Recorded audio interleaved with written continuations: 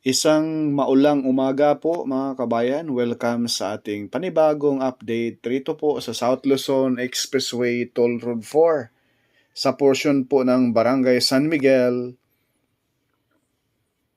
Santo Tomas City, Batangas mga kabayan. So itong areang ito yung karugtong sa Macban Interchange, no? Na kung saan ito yung pangalawang hadlang dito po sa SLEX Toll Road 4 Package A, no? Ayan po mga kabayan, masisilayan natin diyang hanggang dyan lang po, no? Dito sa ating baba ay wala nang tambak. So itong areang ito mga kabayan ay base po sa ating napagtanungan sa mga nagtrabaho rito, sa mga may-ari ng mga lupa dyan sa gilid ayan sa bandang kaliwa.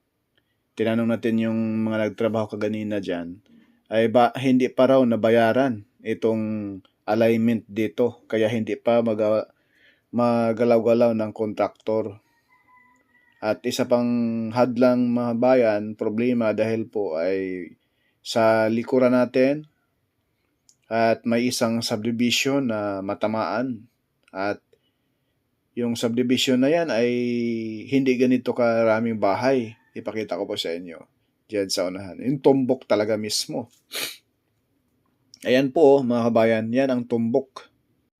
Yan ang tumbok mga kabayan. Puro bahay yan dyan. No? Yan ang napakalaking challenge nito. Sana po ay magawa na po ng paraan ng SMC at ng DPWH, no? Dahil ang kontraktor ay nag-aabang lang niyan kung clear na po yung daraanan nitong SLEX Toll Road 4 ay sigurado diretso na po yan mga bayan ng trabaho. Ang mag-asikaso niyan yung SMC at DPWH. Ayan po sa baba natin, wala naman sanang bahay rito banda. Pero yung subdivision yung tinuro natin kaganina dyan sa unahan, may mga bahay talaga mapingasan konti, bandang kanan, no? Ayan, ipakita ko rin po sa inyo mga bayan yung pinakadulo ng mismong Macban Interchange. Mula rito, ayan, hanggang doon sa dulo mga bayan, mga 2 kilometro. At ipakita ko po sa inyo yung mismong napakagandang view rin sa mismong Barangay San Miguel, Santo Tomas City, Batangas. Yan mga kabayan, itong subdivision na ito, sa gitna mismo, tatama.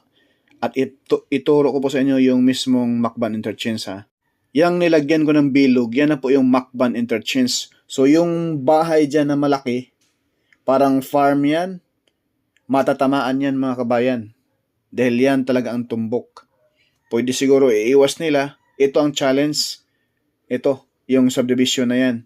Yan kita sa ating kamera. Yan yung alignment mga bayan. So yung subdivision na yan, napakaraming bahay, no? Na matamaan. Pwede nilang ilihis dito sa bandang kanan. Yan mga bayan, pwedeng ilihis dyan, no? Para makatipid-tipid sa gastos. Kasi kung itumbok dyan sa subdivision na yan na tinuro ko po sa inyo mga kabayan, talagang napakalaki yung mabayaran nila dyan sa mga bahay nakatayo na, no? Posible yung pakanan, yung medyo bakante konti. Posible yan dyan siguro. Kaya abang-abangan natin mga bayan yung latest update rito. Baka next month may magbago rito. At itong subdivision naman sa bandang kaliwa mga kabayan ay po yan, hindi yan magalaw. Medyo distansya lang yan. Yan ang dulo. Ito yung pinakadulo mga bayan. At yung pinakadulo naman dun sa kabilang side naman, ipakita ko po sa inyo. Ito na po. Ito po mga kabayan yung pinakadulo sa Macban Interchange, no? Para masilayan ninyo yung area. Ayan po sa dulo. Yan. Yan po, ito po yung nakita natin doon sa tinuro ko po sa inyo kanina, yung binilugan natin. Yan po, yung dulo mga kabayan. Yan na po. So hanggang dyan lang sa unahan niya, no? Dahil lampas niyan ay hindi pa magalaw-galaw din. Yun nga, sabi ng mga natanungan natin, maaring hindi pa nabayaran yung mga may-ari ng lupa dyan na matatamaan itong SLEX Toll Road 4. Ayan po mga bayan, no? Kitang-kita natin yung mismong dulo niyan. Ayan, tumbok yan dyan. Yan na po ito na yung pinaka tumbok sana. Ang problema dyan, yung mismong mga lupa nga. Sana ay ma-aksyonan na po ng DPWH. Ito pa naman ay pinaka-entrada ng SLEX, no? Yung package A. Ayan po. Yan, ayan itong subdivision sa dulo. Yung kulay maroon ang mga bubong. Tumbok yan.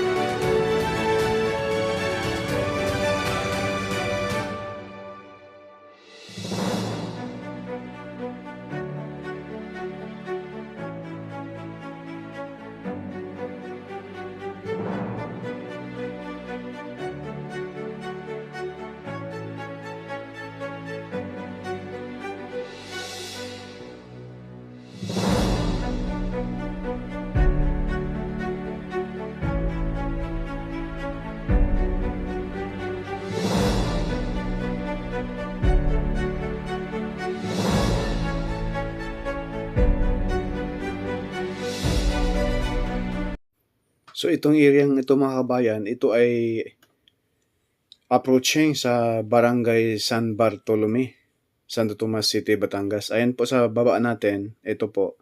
Yan na po yung concrete box culvert, no? Na kung saan dyan sa ilalim dumadaan yung mga sasakyan papasok sa mga subdivision dito sa paanan ng Mount Makiling, mga kabayan. Na kung saan dito sa baba natin, kitang-kita na po natin yung mismong matagal na pong tapos yung alignment rito, no? Tinubuan na po ng mga damo-damo dyan. Sa unahan po ay pinaspasa na ngayon po ang pagtambak dyan ng buhangin. Ayan po. Naka-align na po yan dyan lahat papunta doon sa Barangay San Bartolome, Barangay San Antonio.